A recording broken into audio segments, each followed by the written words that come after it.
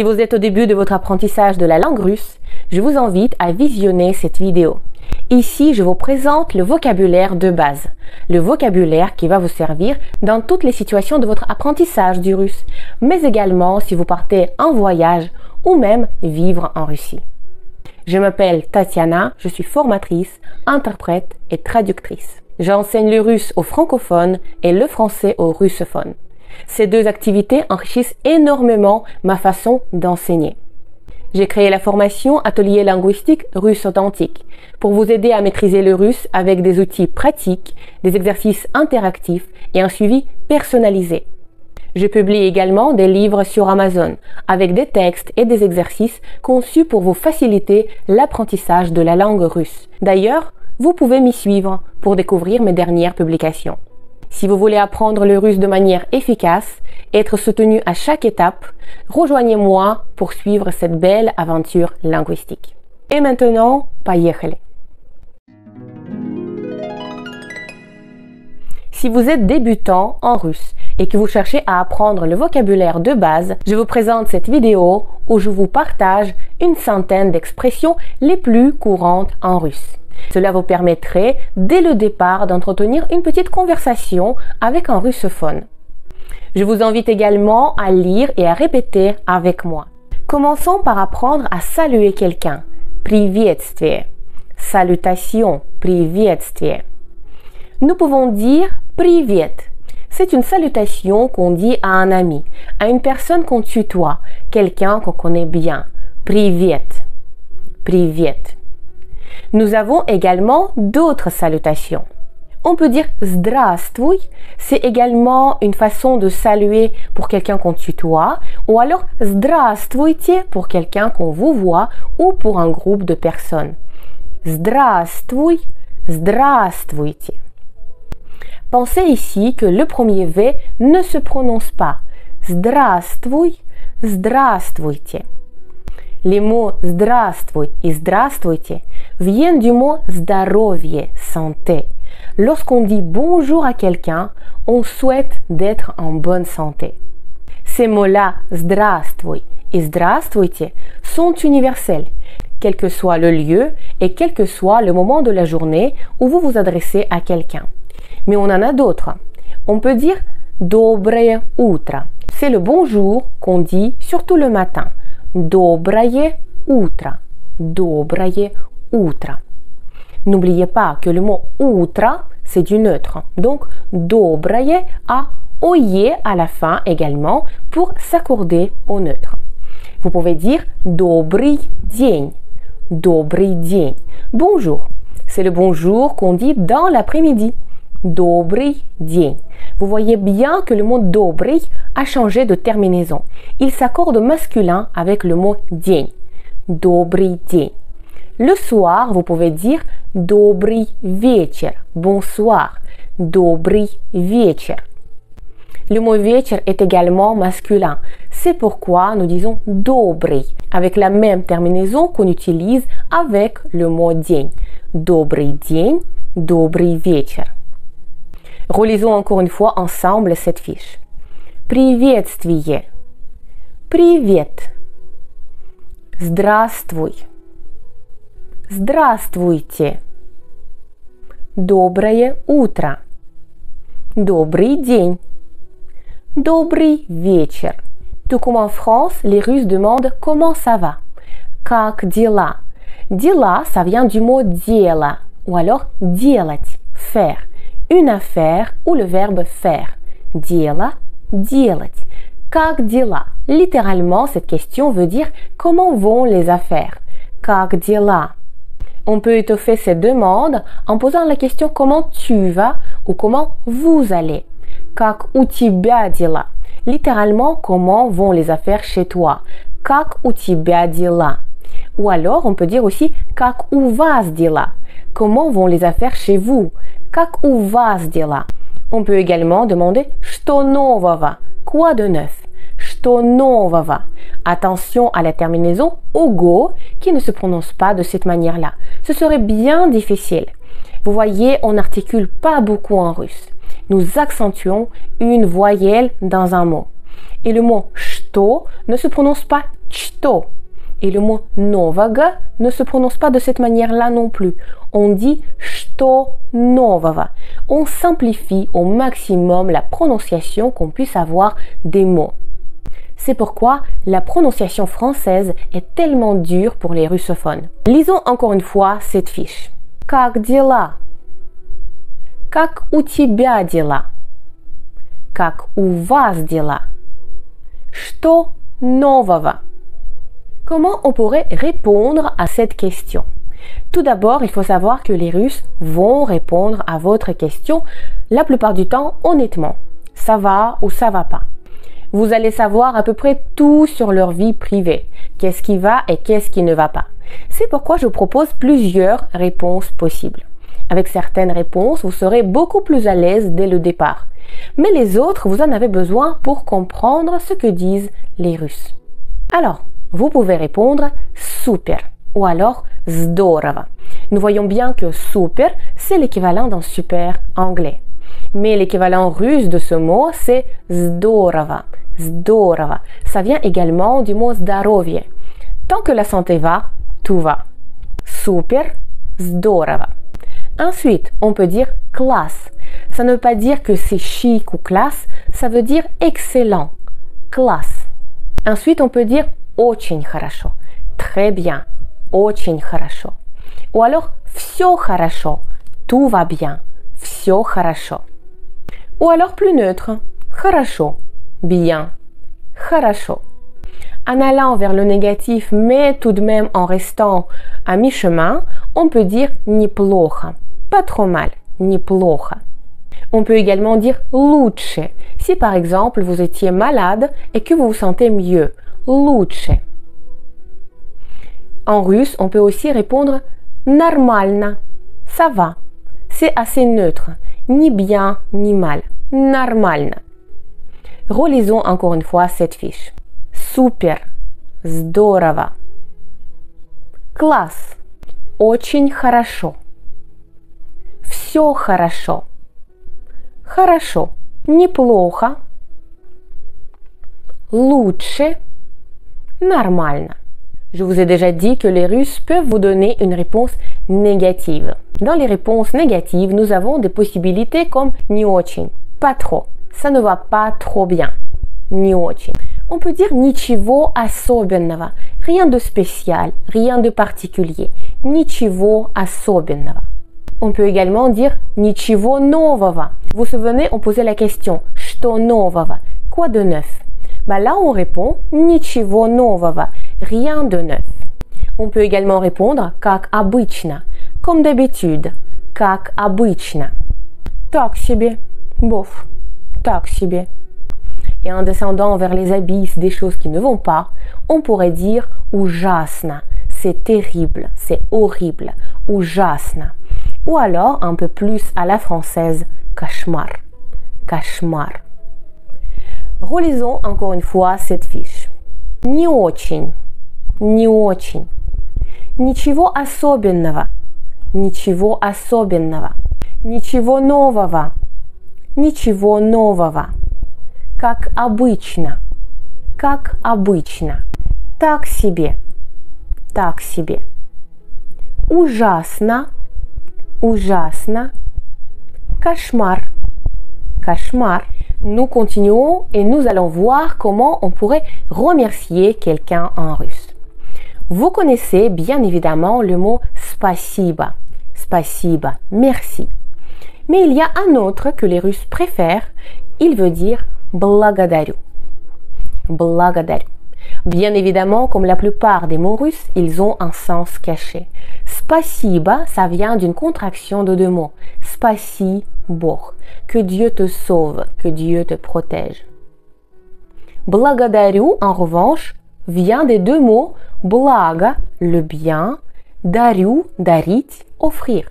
Je t'offre le bien, je te veux du bien. N'oubliez pas ces deux mots pour remercier quelqu'un. Спасибо, qui est plus conventionnel et plus facile à dire. Et le mot благодарю.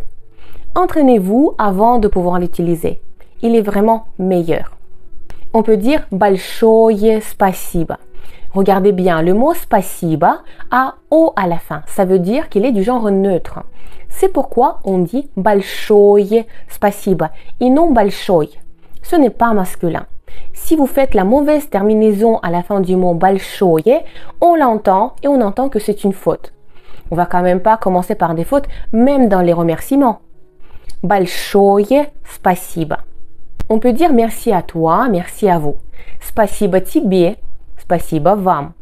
Спасибо тебе, спасибо вам. On peut dire également спасибо за всё. Merci pour tout. Спасибо за всё. Ou alors спасибо тысячу раз. Merci mille fois. Mille merci. Спасибо тысячу раз. Раз, ça veut dire une fois. Un. Les Russes, quand ils comptent, ils ne disent pas один, два, три. Le plus souvent, ils disent раз, два, три. Donc, раз remplace très souvent le mot un, mais tout seul, il veut également dire une fois. On peut aussi dire я тебя благодарю, je te remercie. Ou alors я вас благодарю, je vous remercie. Ce sont des variétés de remerciements. Vous pouvez bien évidemment au début choisir un seul qui est facile pour vous. Mais n'oubliez pas, quand vous dites quelque chose, on vous répond en retour. Et la réponse ne correspond pas toujours à ce qu'on a appris dans les livres. C'est pourquoi il est important d'avoir plusieurs possibilités. De cette manière-là, vous comprendrez mieux les étrangers qui parlent. Allons-y, relisons cette fiche. Спасибо, благодарю. Спасибо, благодарю. Большое спасибо. Большое спасибо. Спасибо тебе. Спасибо вам. Спасибо тебе. Спасибо вам. Спасибо за все. Спасибо за все. Спасибо тысячу раз. Спасибо тысячу раз.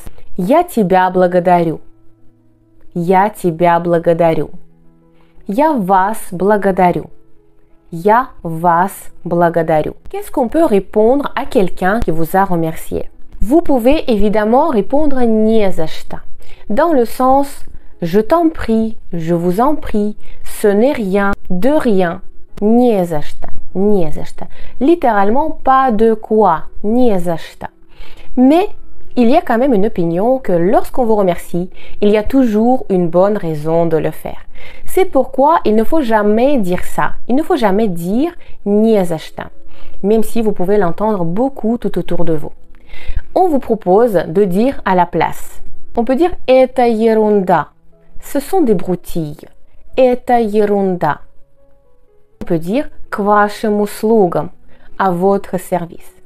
К вашим услугам.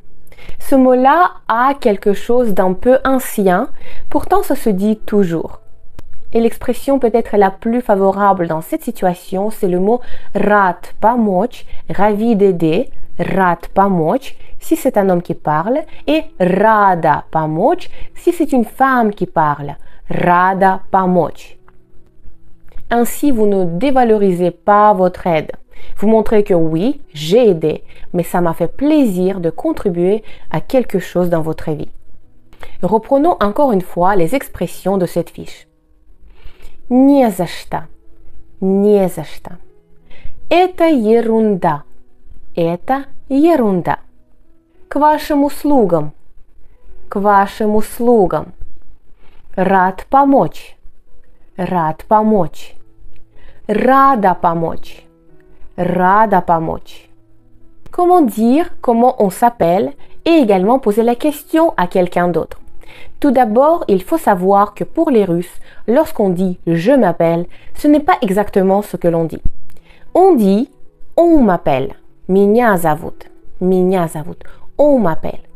Si en français c'est en quelque sorte vous qui décidez comment vous vous appelez, en Russie, autrefois, c'était mal vu de dire son vrai prénom.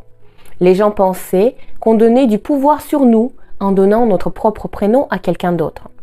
Les gens gardaient secret leur prénom de baptême et disaient un prénom qu'ils aimaient bien et auquel ils répondaient.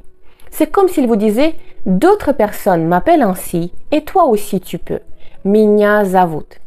Aujourd'hui, cette croyance est révolue, on n'y pense plus, on ne parle plus de cette manière-là, mais cette structure est restée dans la langue.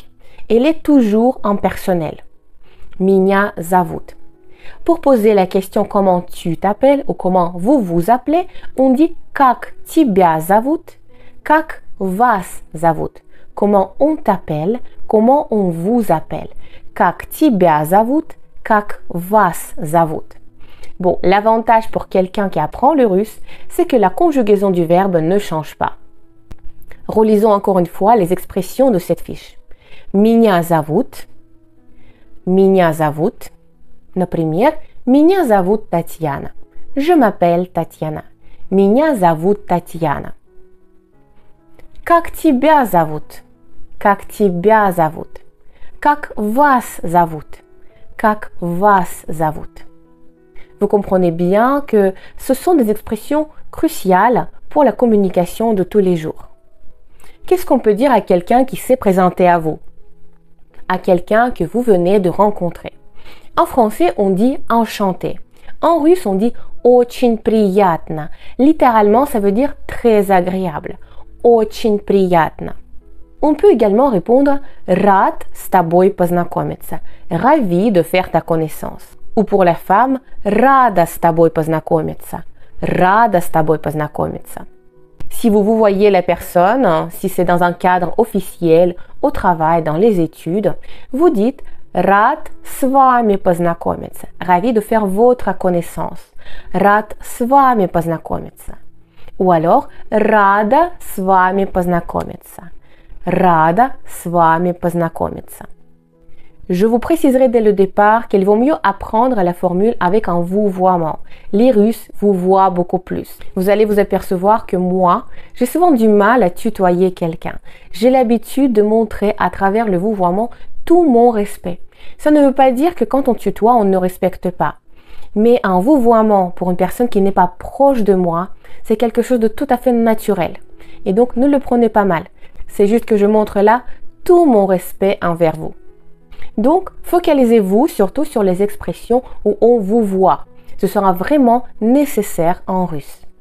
Relisons encore une fois les expressions sur cette page. Очень приятно. Очень приятно. Рад с тобой познакомиться. Рад с тобой познакомиться. Рада с тобой познакомиться. Рада с тобой познакомиться. Рад с вами познакомиться. Рад с вами познакомиться. Рада с вами познакомиться. Рада с вами познакомиться. Lorsqu'on fait connaissance avec quelqu'un, on aime savoir qu'est-ce que cette personne aime dans la vie, par quoi elle est passionnée, quelles sont ses activités et ses hobbies.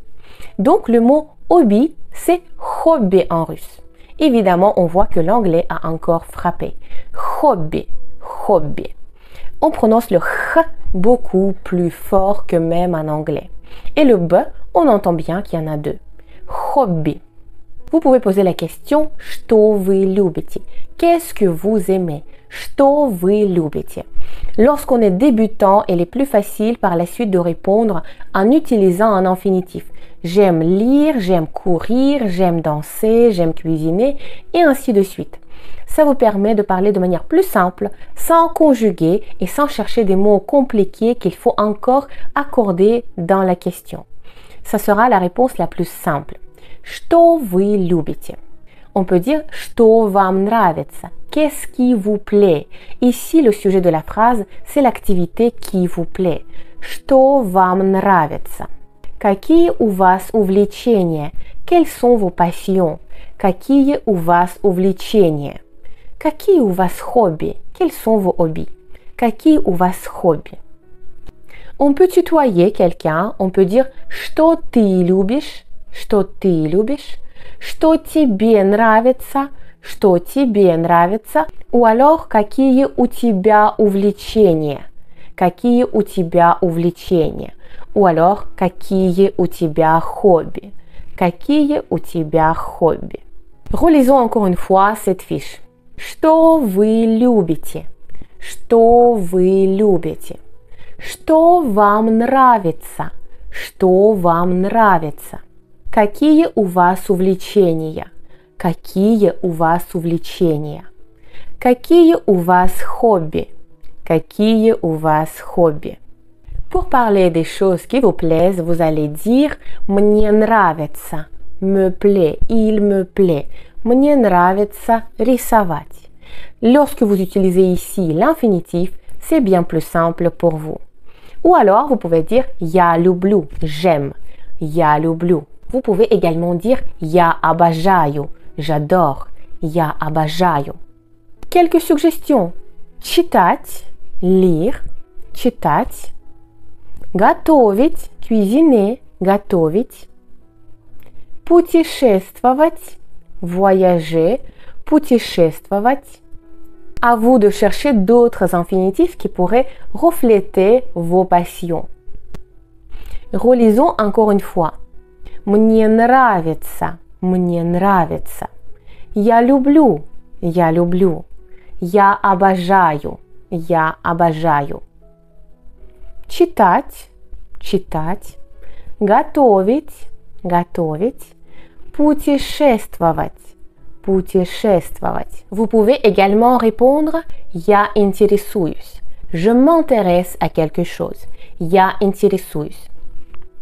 Il est important de savoir que là, on aura besoin d'un mot à l'instrumental. Vous verrez plus loin qu'en russe, il y a des cas. Il y a 6 cas en tout et c'est la terminaison du mot, donc son cas, sa déclinaison, qui définit le rôle du mot dans la phrase. Alors ça paraît très compliqué et absolument incompréhensible au départ, mais à force d'apprendre, vous allez voir que ça donne une certaine liberté. Vous pouvez mettre les mots dans l'ordre que vous voulez dans la phrase et en fait, cela ne changera pas de sens. C'est là la liberté de la langue russe. Alors, я интересуюсь, je m'intéresse. Ou alors, я увлекаюсь, je me passionne pour. Et là-dessus, je vous ai déjà mis quelques suggestions à l'instrumental. Par exemple, иностранными языками. Par exemple, je m'intéresse aux langues étrangères. Я интересуюсь иностранными языками. Я интересуюсь музыкой, je m'intéresse à la musique. Я интересуюсь музыкой. Vous pouvez dire я интересуюсь чтением ou alors я увлекаюсь чтением. Je me passionne pour la lecture. Я увлекаюсь чтением. Я увлекаюсь кухней. Je me passionne pour la cuisine. Я увлекаюсь кухней. Ou encore, я увлекаюсь русским языком. En apprenant le russe, c'est ce que vous pouvez dire. Я увлекаюсь русским языком. Relisons encore une fois. Я интересуюсь. Я интересуюсь. Я увлекаюсь. Я увлекаюсь. Иностранными языками. Иностранными языками. Музыкой. Музыкой. Чтением. Чтением. Кухней. Кухней. Русским языком. Русским языком. Vous pouvez nuancer vos propos en utilisant l'une de ces expressions. Я предпочитаю, je préfère. Я предпочитаю. Мне это не очень нравится. Je n'aime pas trop. Мне это не очень нравится. Ou alors мне не очень нравится.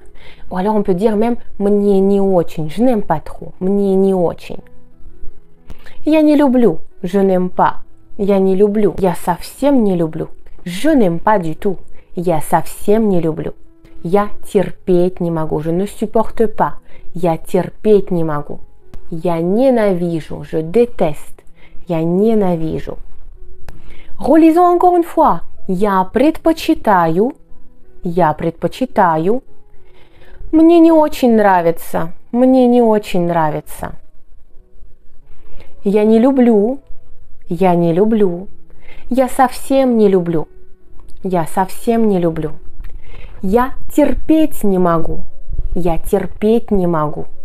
Я ненавижу. Я ненавижу. Parlons maintenant des métiers et des professions. Профессия. Профессия, la profession. Un mot qui est plutôt facile à mémoriser. Какая у тебя профессия? Quelle est ta profession? Quel est ton métier?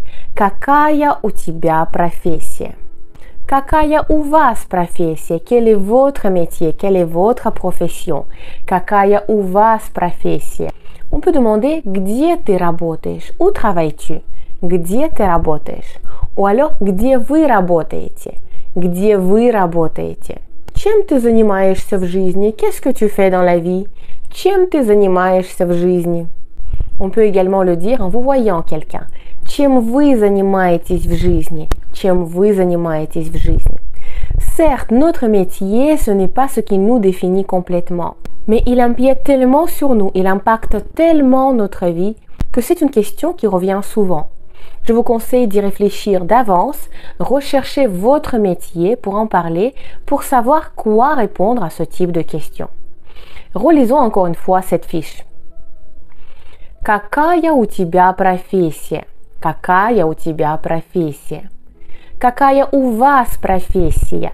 Какая у вас профессия? Где ты работаешь? Где ты работаешь? Где вы работаете? Где вы работаете? Где вы работаете? Чем ты занимаешься в жизни?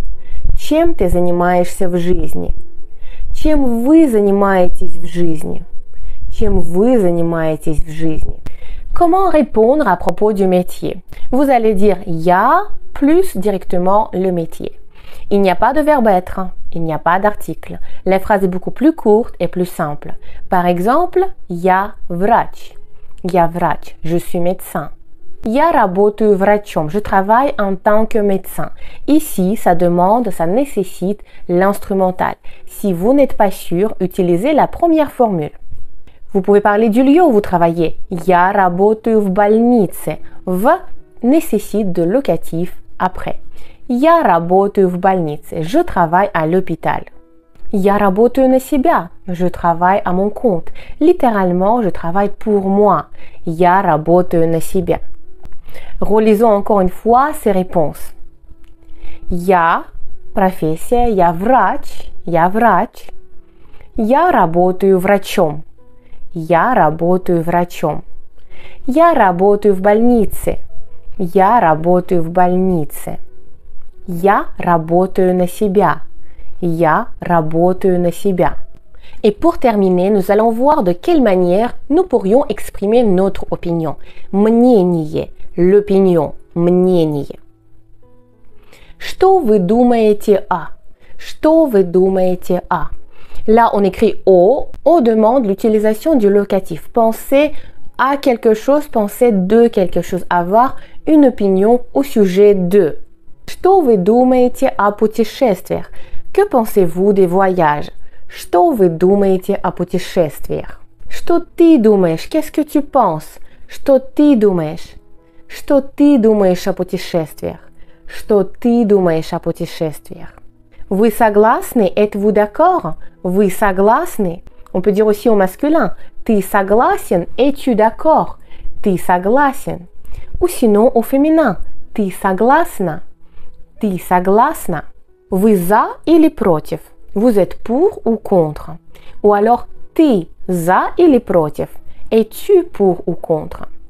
Relisons encore une fois ces expressions, elles sont vraiment utiles. Что вы думаете о путешествиях? Что вы думаете о путешествиях? Что ты думаешь о путешествиях? Что ты думаешь о путешествиях? Вы согласны? Вы согласны? Ты согласен? Ты согласен? Ты согласна? Ты согласна? Вы за или против? Вы за или против? Ты за или против? Ты за или против? Si vous avez aimé ce type de vidéo, dites-moi dans les commentaires quelles autres expressions vous aimeriez avoir. Dans quel contexte? Est-ce plutôt à l'aéroport? Est-ce plutôt dans un magasin? À l'hôpital? Au téléphone? Etc. N'hésitez pas à me dire qu'est-ce qui vous intéresse afin que je puisse adapter au mieux le contenu de ma chaîne. En attendant, je vous souhaite d'apprendre le russe sans stress et avec plaisir.